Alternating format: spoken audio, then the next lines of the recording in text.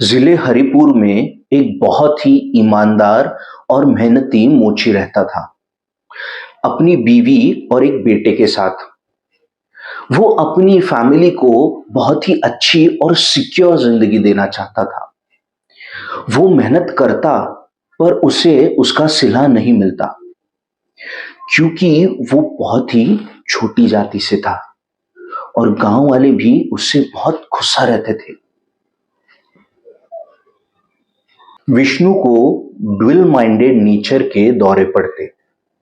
वो समाज से बहुत गुस्सा था, या वो लोगों ने नेचर ही ऐसा बना दिया था कि अननेचुरल वेव्स की वजह से लोग क्रिएशन भूल रहे थे, and Vishnu was one of them. Vishnu घर जाते जाते रोज लॉटरी की टिकट खरीदता और घर जाकर सुनहरे सपनों में खो जाता। विष्णु के सपने बहुत बड़े थे। वो अपने सपने साकार करने के लिए किसी भी हद तक जा सकता था। उसके सपने के बारे में किसी और को भी मालूम था। वो हर शुक्रवार उससे मिलता, और कल शुक्रवार है।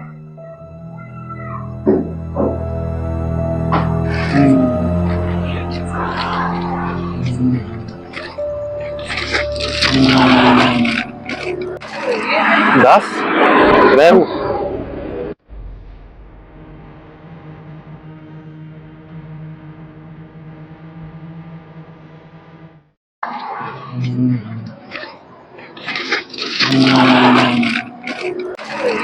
दास, मैं हूं। तू फिर से क्यों आया है? क्यों मेरे विश्वास की परीक्षा ले रहा है? अगर तुझे कुछ देना है तो दे, नहीं तो मुझे अंधा ही रहने दे। दास, मैं हूं।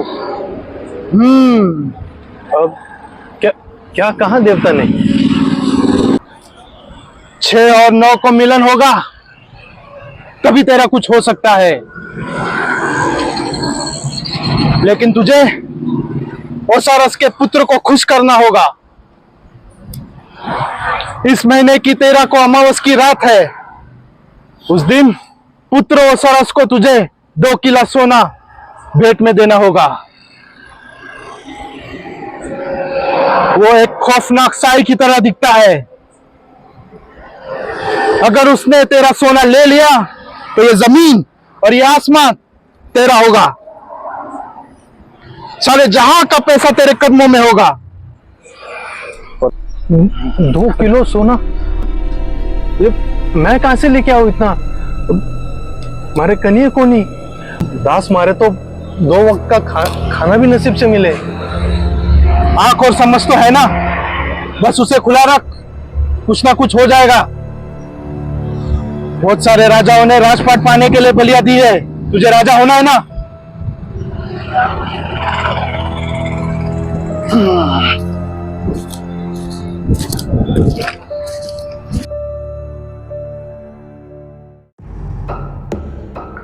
विष्णु के मन में वो राजपाट वाली बात घर कर गई। उसने अपना काम शुरू कर दिया। वो सुबह दिन भर अपनी दिनचर्या में बिजी रहता, और रात को बस वो यही सोचता कि सोने का अरेंजमेंट कैसे करें। वो हर कस्टमर में शिकार ढूंढता। इस बदले बर्ताव से उसकी बीवी भी अवगत थी।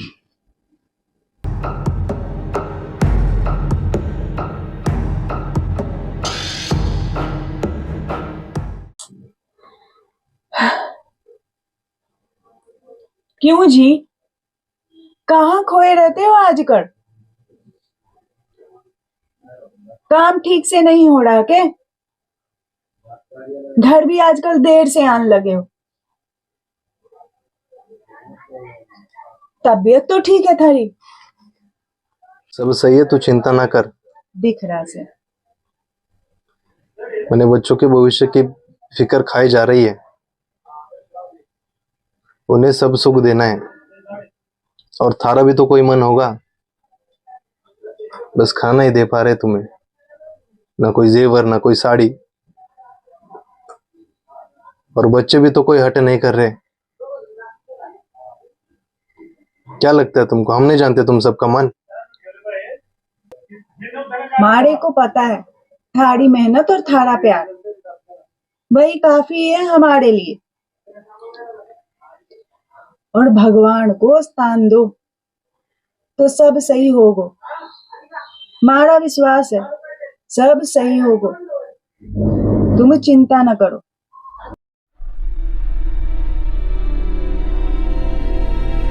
विष्णु पद्मा की बात पर कुछ नहीं बोला, क्योंकि वो क्रिएटर के खिलाफ जा रहा था।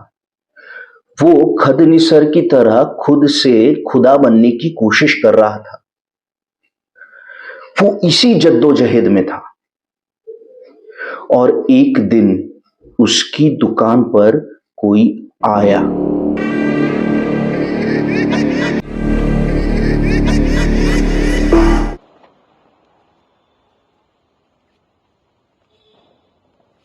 अरे हुकुम, नमस्ते। ए देख विष्णु, गाना चौका जो तो चूहे ने कुतर लियो, इसलिए तारे पास आया हूँ। अरे फिक्र ना करो हुकुम, आज रात को ना दाग दूजे करके पेश कर दूंगा आपके घर पे। आज ही आ जाना भाई। हाँ हुकुम, आ जाता हूँ।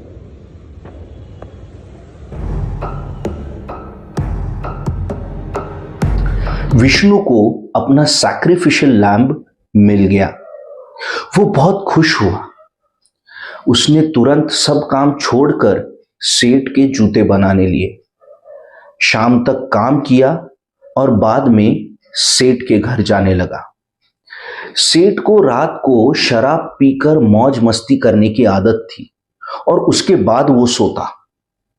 ये बात विष्णु को बहुत अच्छी तरह से पता थी, और वो उसी वक्त वहां पर पहुंचा।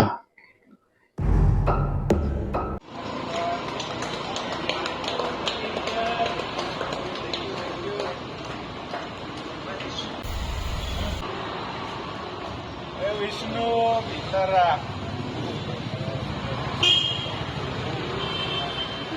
अरे सेठ ऊंच नीच कुछ नहीं मानता, ये सब ऊपर वाले की देन है।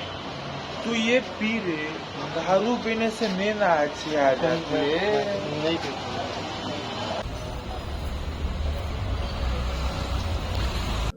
विष्णु अपना काम कर चुका था, बस सिर्फ 13 तारीख की देर थी। पर जब विष्णु ने सेठ के जेवरात चुराए, तो उस वक्त उस रात क्या कुछ और भी हुआ था। ये बीमारी भी ना। अरे चरणदास, कट्टे जा रहा है भागे भागे। अरे वो रोमी सेठ को किसी ने मार दिया, उनके जेवर चुरा लिए भाई जरों ने। अरे मारी चप्पल। विष्णु बहुत डरा हुआ था, क्योंकि उसने गलती की थी, पर खून नहीं। एक्चुअली वो खून था ही नहीं। सेठ बाथरूम में शराब के नशे में टब में गिरकर मर गया था।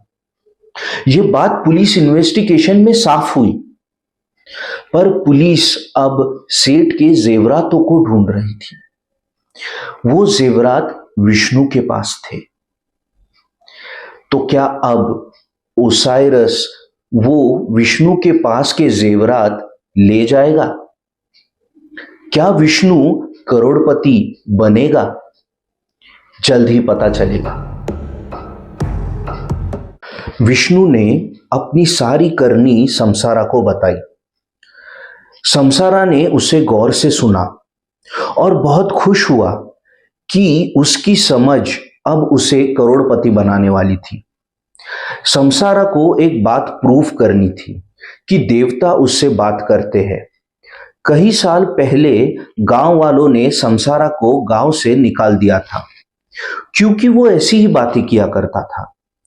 फिर 9 साल समसारा गुफा में जाकर रहा, कड़ी तपस्या की और सिद्धि हासिल की। विष्णु के लिए समसारा एक बहुत ही परफेक्ट सेंट या साधु था, क्योंकि वो उसके लिए भगवान से बात करता। कल वही 13 तारीख वाली अमावस की रात है। अरे कट्ठे जा रहे उसे? अरे बावली, कितनी बार बोले तेने, जाते वक्त टोका ना कर, पर भीतर से कड़ी लगा ले और सो जा। मैं बोर होते ही आ जाऊंगा। कुछ तो बोल के जाओ।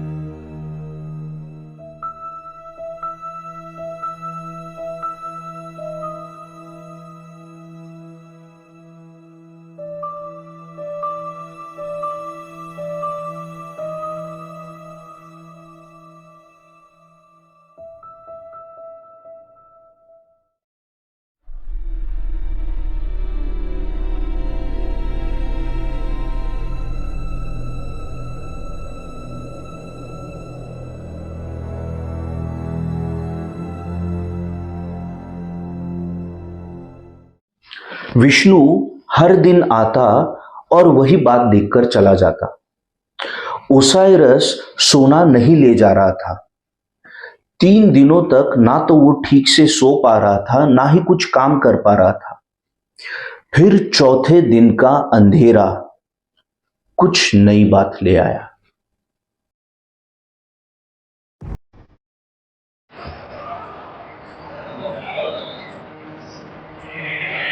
आज सारे हाथ में हमारे पारे परिवार की जान है प्रभु, बचा ले हमको।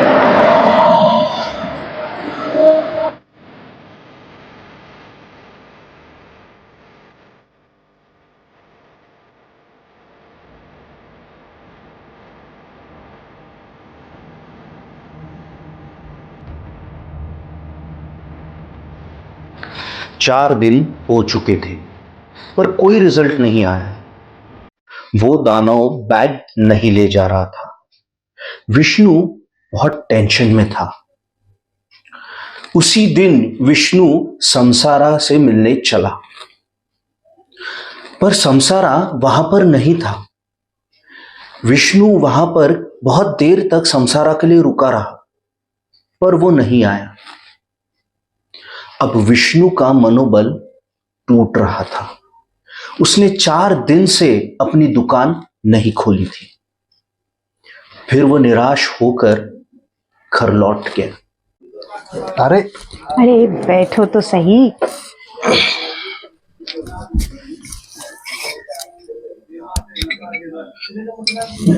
ये क्या है? अरे आज थारा जन्मदिन से थारे पसंद की खीर बनाई से। कैसी लगी? बहुत ही बढ़िया है। थारे जैसी लुगाई बड़े नसीब से मिले। सच में? बस मैं ही अभागा हूँ जो तुझे कुछ ना दे पा रहा हूँ। चल झूठा। बस कुछ ही दिन की बात है, फिर तू रानी बनेगी। ओ, और तू राजा। 5 दिन हो चुके थे और विष्णु की धड़कनें उसका हाल बयां कर रही थी। बहुत दिनों बाद विष्णु ने चौथे दिन अपनी दुकान खोली और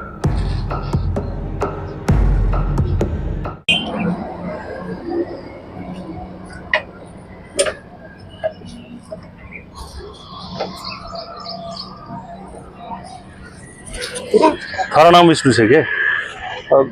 जी हुकुम। इधर छुप रहे हो तू? तू क्या जड़ी बूटी की तरह हो गया है किधर भी? कभी गांव में दिखे, कभी इधर दिखे, हाँ?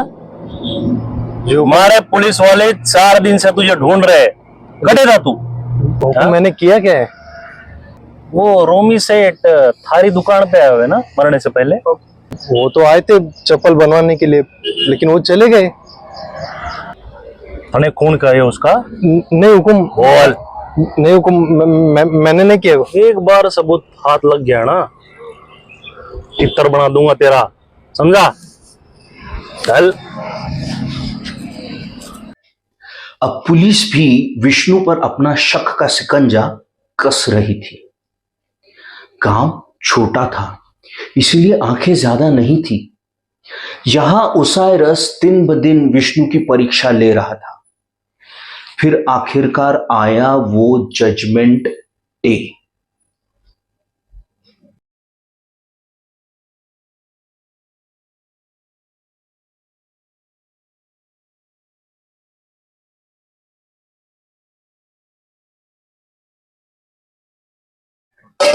के हुआ तन्ने? थारी ये बेचैनी मारे से बर्दाश्त नहीं हो रही। कुछ तो बोलो।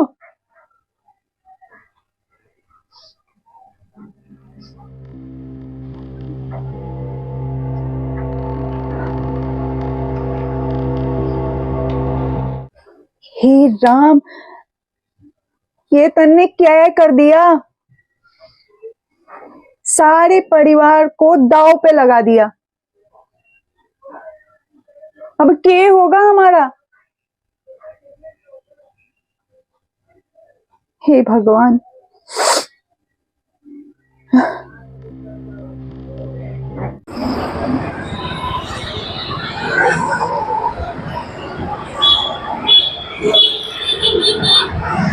आज तेरे हाथ में हमारे परिवार की जान है प्रभु, बचा ले हमको।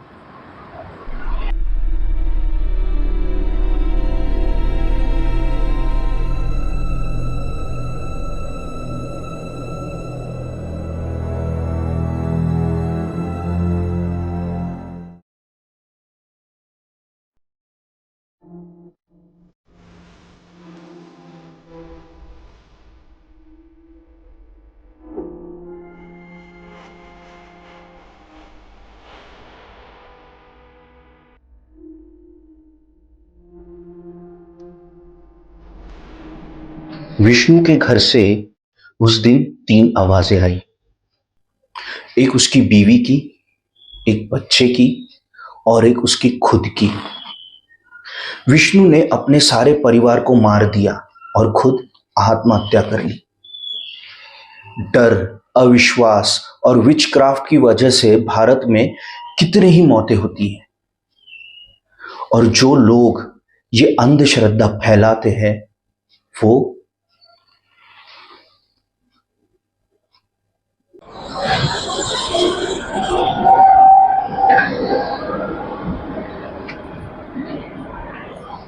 ये भी गए।